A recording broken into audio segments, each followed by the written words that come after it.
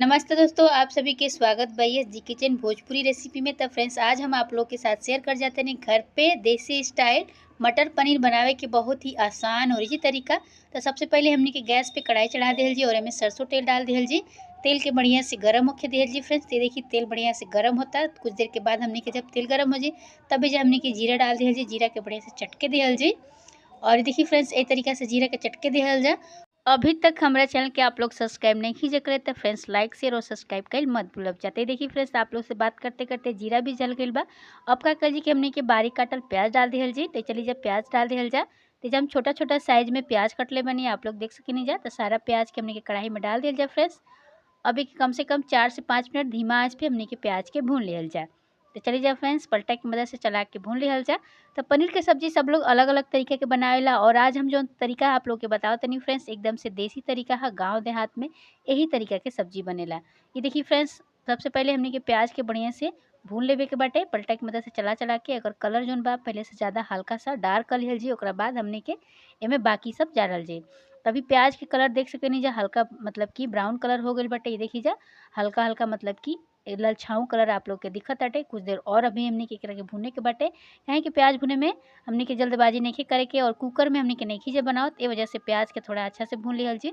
अब एजा हमने के हल्का सा मिर्च डाल दिहल जाए। स्वाद अनुसार आप लोग मिर्च डाल देव जा। अब ये देखिए फ्रेंड्स प्याज में उबाल हल्का हल्का आवे लगल बा और बढ़िया से भुनाए लगल बा और अच्छा तरीका से खुशबू भी आवे लगल बा और प्याज हमने के भुना के एजा रेडी हो चुकल बा। अब एजा हमने के डाल दिहल जी एमे बारीक कटल टमाटर डाल दिया जा। तो चलिए जाइए हम बारीक कटल टमाटर डाल देते हैं। टमाटर के भी हम पहले से छोटा छोटा साइज में कटिंग कर ले बनी आप लोग देख सके नहीं जा। आप लोग चाहे तो पीस के भी डाल सके नहीं जा लेकिन उतना अच्छा टेस्ट ना आवेला जे तरीके ये तरीका से आवेला। हल्का सा नमक डाल दिया जी ताकि जो टमाटर बा जल्दी से गल सके। और ये देखिए फ्रेंड्स चारों तरफ से मिक्स कर लिहल जी और टमाटर के नमक के साथ हमनी के बढ़िया से मिक्स करके हल्का सा पका लिहल जी। जब बढ़िया से सॉफ्ट हो जी तब एजा हमनी के मसाला डालल जी। तो टमाटर सॉफ्ट हो गइल बा। अब हमनी के जौन मिक्स जार में मसाला पीस के रख ले बनी जौन की घर के मसाला हटे और अदरक लहसुन बाकी जौन जीरा हल्दी जो भी होला सारा चीज़ के मिक्सी में हम डाल के पीस ले बनी। अब एजा हल्दी डाल दिहल जी। हल्दी डाल के बढ़िया से मिक्स कर लिहल जी फ्रेंड्स और एजा का कर जी कि मसाला के हमनी के बढ़िया से पका लिहल जी। तो ये मिक्सी जार में हम पीस लेल बनी मसाला आप लोग रेडीमेड मसाला भी यूज कर सके नहीं जा और चाहे तो जीरा हल्दी नमक बाकी सब चीज़ मिला के आप लोग पीस सके नहीं जा और ओकरा बाद सब्जी में डाल सके नहीं जा। इससे भी सब्जी के जो टेस्ट बा बहुत ही अच्छा आवेला फ्रेश। तो ये देखिए हल्का सा हमें जा पनीर मसाला भी डाल देनी है टेस्ट खातिर। और ये देखिए फ्रेश मसाला के हमने के बढ़िया से पका लेवे के बाद और ये देखिए जब मसाला बढ़िया से पक गई बा तबे जे हमने के मटर डाल दिया जाए। मटर के चला के कम से कम 4 से 5 मिनट भून लिया जाए ताकि जो मसाला के आखिर जो पानी बा उ सब सूख जाए और बढ़िया से मसाला पक जाए।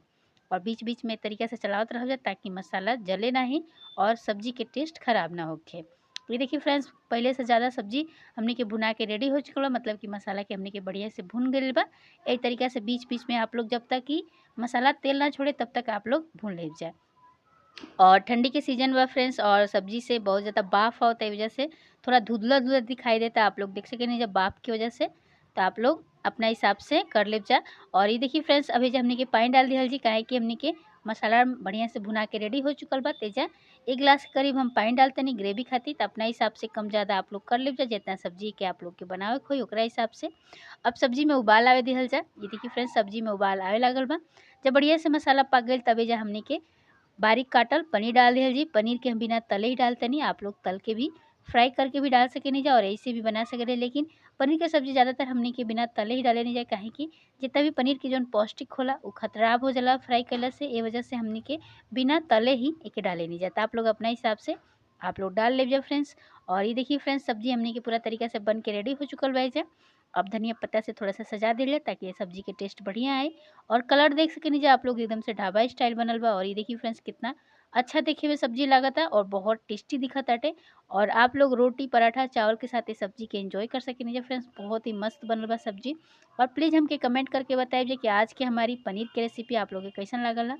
और चलिए जा फ्रेंड्स एगो प्लेट में आप लोग के हम निकाल के दिखावत नहीं। ये देखिए एगो प्लेट में सर्व कर लिहल जाए। और आज की हमने की पनीर की सब्ज़ी बन के रेडी हो चुकल बा फ्रेंड्स। अगर आज के ई मटर पनीर की सब्ज़ी आप लोग के पसंद आई लोग है तो लाइक शेयर और सब्सक्राइब कर मत भूलब जा। चैनल पे पहली बार आयल बन जाए तब प्लीज़ यस जी किचन भोजपुरी रेसिपी के सब्सक्राइब कर ले जा। तब तक खातिर बाय बाय। फिर मिल जी काले को नया वीडियो के साथ। Thank you so much.